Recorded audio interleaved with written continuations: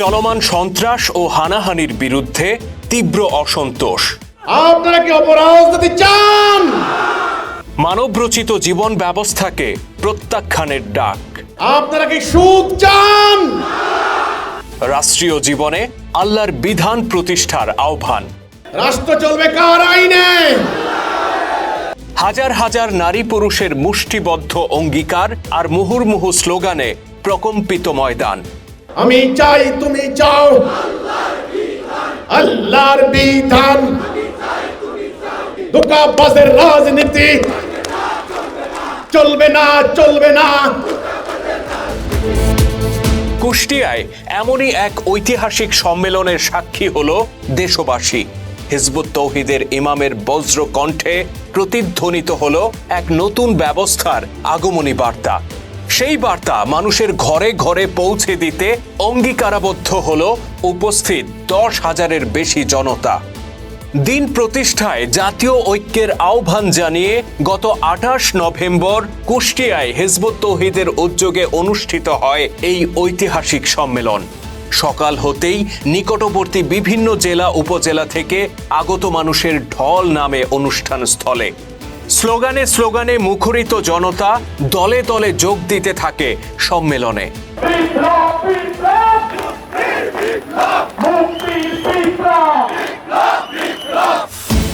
পুরুষদের পাশাপাশি বিপুল সংখ্যক নারী এই সম্মেলনে অংশগ্রহণ করেন স্বতঃস্ফূর্তভাবে। সকাল 10:30টার মধ্যেই কানায় কানায় পূর্ণ হয়ে ওঠে অনুষ্ঠান স্থল। প্রস্তুতকৃত মাঠের সীমানা পেরিয়ে টিলার উপরে দাঁড়িয়ে পড়ে শত শত মানুষ।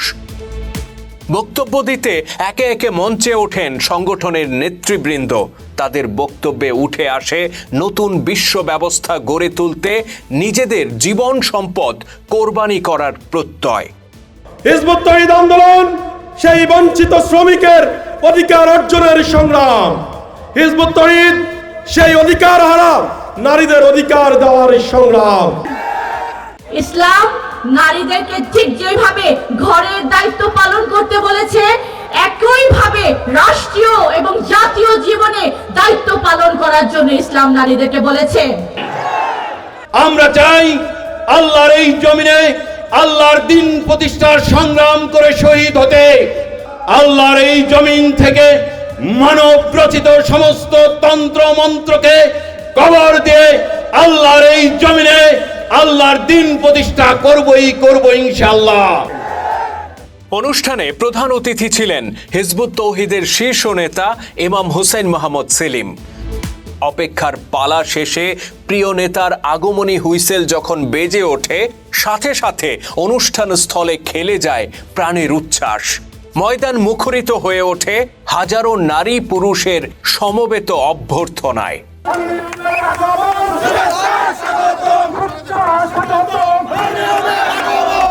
প্রধান অতিথির বক্তব্যে ইমাম হুসাইন মোহাম্মদ সেলিম তুলে ধরেন আগামীর বাংলাদেশ গড়ে তোলার ইশতেহার।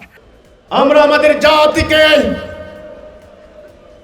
এই বার্তা দিতে চাই, আগামী দিন আমাদের রাষ্ট্র পরিচালনার ভিত্তি হবে আল্লাহর তাওহীদ। আমরা আল্লাহর তাওহীদের উপর ভিত্তি করা, আল্লাহর কোরআন এবং রাসূলের সুন্নাহর উপরে ভিত্তি করা একটা রাষ্ট্র ব্যবস্থার প্রস্তাব করছে। তার বক্তব্যে উঠে আসে তথাকথিত গণতন্ত্রের নামে চলমান মানবরচিত ব্যবস্থার ব্যর্থতার কথা। সন্ত্রাস, চাঁদাবাজি, হানাহানি ও অপরাজনীতির বিরুদ্ধে তিনি গর্জে ওঠেন দ্বিধাহীন কণ্ঠে। আজকে যারা রাজনীতি করছেন তারা জানেন তাদের রাজনীতির উদ্দেশ্য কি। একদিন আপনাকে ভাই ডাকবে, আপনাকে মামা ডাকবে, আপনাকে কাকা ডাকবে, আপনাকে আব্বাও ডাকতে পারে। আপনার পিঠের ময়লা থাকবে না, আপনার কোলাকুলি করবে, আপনার পা ধরবে। এই একদিন পর আপনাকে আর চিনবে না। 5 বছরের জন্য আপনার অস্থি মজ্জা, আপনার রাষ্ট্রকে আপনি ইজারা দিয়ে দিলেন একটা গোষ্ঠীর কাছে। তারা তাদের মামার বাড়ির আবদার পায়, এবার ট্রিলিয়ন বিলিয়ন বিলিয়ন টাকা লুট করে, স্বজনপ্রীতি করে, মিথ্যা মামলা, প্রতিপক্ষকে হয়রানি। আজকে 3.5 কোটি মানুষ দরিদ্র, 350 বিলিয়ন টাকা বাংলাদেশ থেকে লুট হয়েছে। আমার দেশের কৃষক শ্রমিক জনতা রক্ত শোষণ করে আমার দেশটাকে তলাবিহীন জড়ি বানিয়ে দিয়েছে। এই ব্যর্থ ব্যবস্থা প্রত্যাখ্যানের আহ্বান জানিয়ে ইমাম হুসেইন মোহাম্মদ সেলিম বলেন, চলমান এই অশান্তি থেকে মানুষকে মুক্তি দিতে পারে কেবল আল্লাহর বিধান। রাষ্ট্রীয় অঙ্গনে আল্লাহর বিধান প্রতিষ্ঠায় গণভোটের দাবি জানান তিনি। আমরা পরিষ্কার করে বলতে চাই, আমার ইসলাম বিশ্বজনীন জীবন ব্যবস্থা। এখানে উগ্রবাদের কোনো জায়গা নেই, এখানে মব সন্ত্রাসের কোনো জায়গা নেই, এখানে সাম্প্রদায়িকতার কোনো জায়গা নেই, এখানে নারী নির্যাতনের কোনো জায়গা নেই। ইসলাম একটা উদার নৈতিক জীবন ব্যবস্থা। বিশ্বের মানুষের মুক্তির জন্য, মানুষের সমাজে বিরাজিত বৈষম্য দূর করার আল্লাহ প্রদত্ত ঐশী ডিভাইন গাইডেন্স। এই ব্যবস্থা যারা মানবে তারা দুনিয়াতে শান্তি পাবে এবং পরকালে জান্নাত যাবে।